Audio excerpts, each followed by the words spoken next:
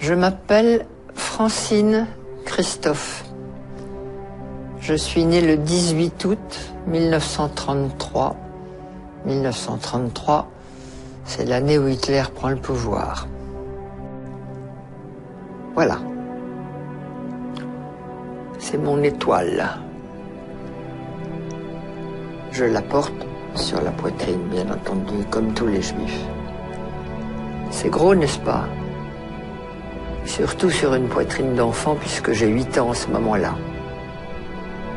Il s'est passé dans mon camp de Bergen-Belsen quelque chose de tout à fait extraordinaire. Je rappelle que nous étions des enfants de prisonniers de guerre et à ce titre privilégiés. Donc nous avions eu le droit d'emporter de France un petit sac avec 2-3 petites choses. Une femme, un petit bout de chocolat, une femme, un petit morceau de sucre, une femme, une petite poignée de riz. Maman avait emporté 2 petits morceaux de chocolat.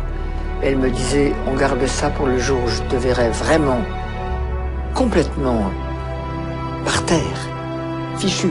Je te donnerai ce chocolat, il t'aidera peut-être à remonter. Or, il y avait parmi nous une femme qui avait été déportée alors qu'elle était enceinte.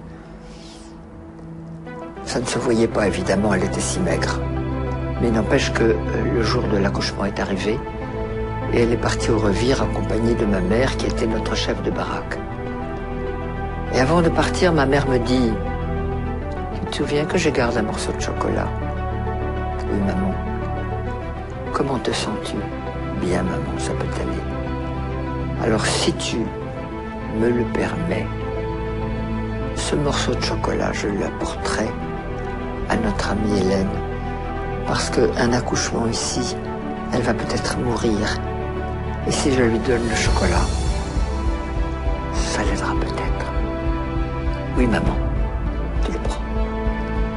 Hélène a accouché, elle a accouché d'un bébé, toute petite chose malingre.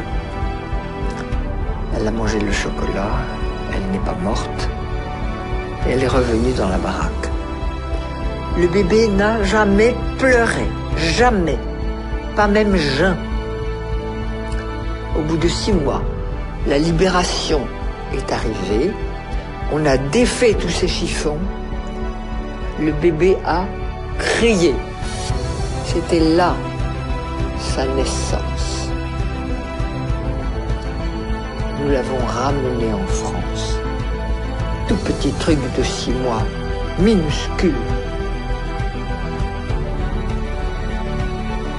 Il y a quelques années,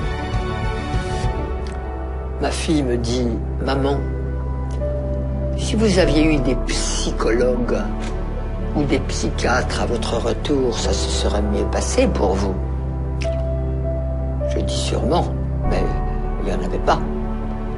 Plus personne n'y a pensé, même s'il y en avait eu. Mais tu me donnes une bonne idée. On va faire une conférence là-dessus.